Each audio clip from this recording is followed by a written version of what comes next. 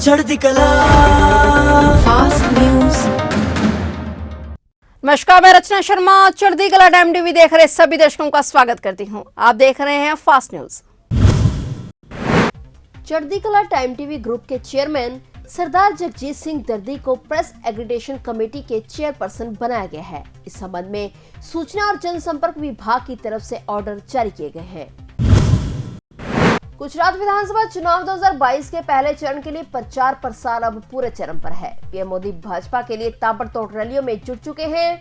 आज यानी गुरुवार को पीएम मोदी की 4 जनसभाएं हैं। इससे पहले बुधवार को भी पीएम नरेंद्र मोदी ने दाहोद, मेहसाना, बड़ोदरा और भावनगर में जनसभा को संबोधित किया था। बता दें कि गुजरात की 182 सदस्य विधानसभा के चुनाव के लिए 1 दिसंबर और 5 दिसंबर को 2 चरणों में मतदान होगा और मतगणना 8 दिसंबर को की जाएगी। आज पीएम मोदी पालनपुर, मोडासा, दहेगाम और बावला, अहमदाबाद में अलग अलग समय पर जनसभा को संबोधित करेंगे। इसकी शुरुआत आज सुबह 11 बजे से हो गई है। इतना ही नहीं, भाजपा की ओर से गृह मंत्री अमित शाह और भाजपा अध्यक्ष जेपी नड्डा और सीएम योगी भी गुजरात में मोर्चा संभाले हुए हैं।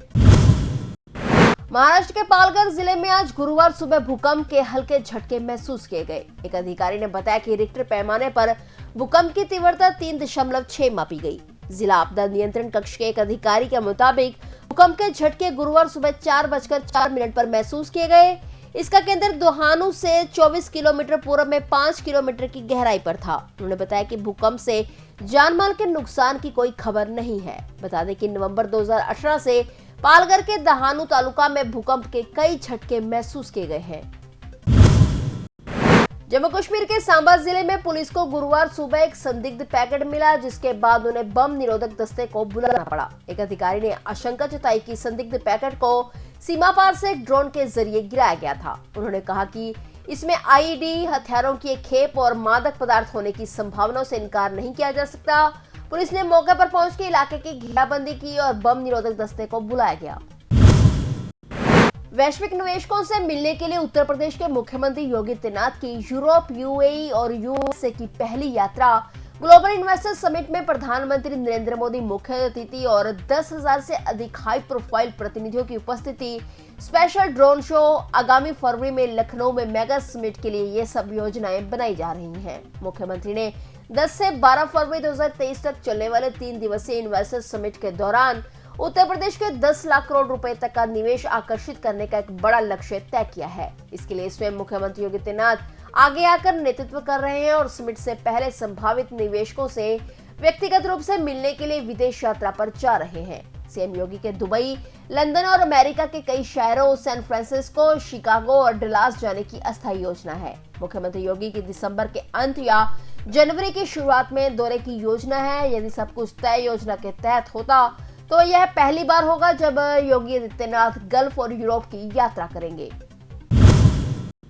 हरियाणा के मुख्यमंत्री मनोहर लाल के कुशल नेतृत्व में प्रदेश सरकार पारदर्शी तरीके से सरकारी विभागों, बोर्डों और निगमों में नियुक्तियां कर रही है। पहले सरकार हरियाणा कर्मचारी चयन आयोग व हरियाणा लोक सेवा आयोग के माध्यम से की जा रही भर्तियों में पारदर्शिता लाई और पर्ची खर्ची को खत्म कर मेरिट के आधार पर नौकरियां दी। वहीं अब मुख्यमंत्री के निर्देश पर हरियाणा कौशल रोजगार निगम के जरिए भी मेरिट आधार पर नियुक्तियां की जा रही हैं। आज मुख्यमंत्री ने एक क्लिक के माध्यम से लगभग 2075 टीजीटी और पीजीटी अध्यापकों को नियुक्ति पत्र ऑफर किए।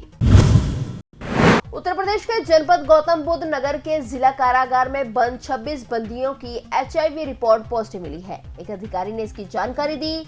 अधिकारी ने बताया कि जेल में शिविर लगाकर हुई जांच के बाद यह बात सामने आई है। जेल प्रशासन ने बंदियों का सेक्टर 30 स्थित जिला अस्पताल के एंटी रेट्रोवायरल थेरेपी सेंटर में इलाज शुरू करवा दिया है। नोएडा से पहला ऐसा मामला गाजियाबाद से भी सामने आया था, जहां जब कैदियों का टेस्ट किया गया तो 140 कैदी एचआईवी से पीड़ित पाए गए। डासना जेल के सुपरिटेंडेंट ने इस बात की जानकारी साझा की थी।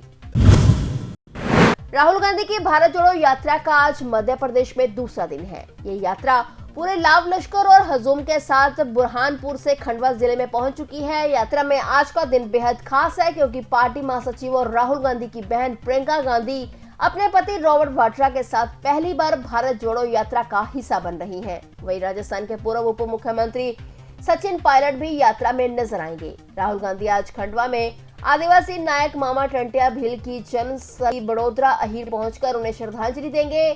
साथ ही यहां आदिवासी सभा को भी संबोधित करेंगे।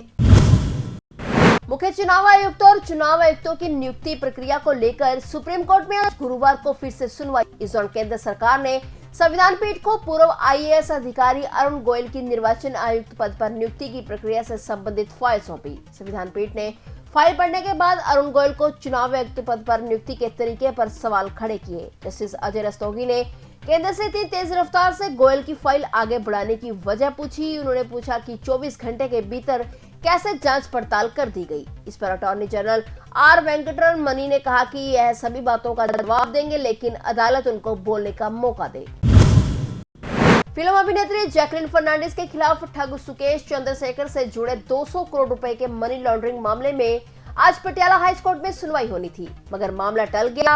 आज कोर्ट में जैकलिन फर्नांडिस के खिलाफ आरोप तय करने पर बहस नहीं हुई। कोर्ट ने 12 दिसंबर के लिए सुनवाई टाल दी है। सुनवाई के लिए जैकलिन फर्नांडिस कोर्ट में पहुंची थी। बता दें कि बीते दिनों अदालत ने अभिनेत्री जैकलिन फर्नांडिस को ठग सुकेश चंद्रशेखर से जुड़े 200 करोड़ रुपए के धन शोधन मामले में नियमित जमानत दे दी थी।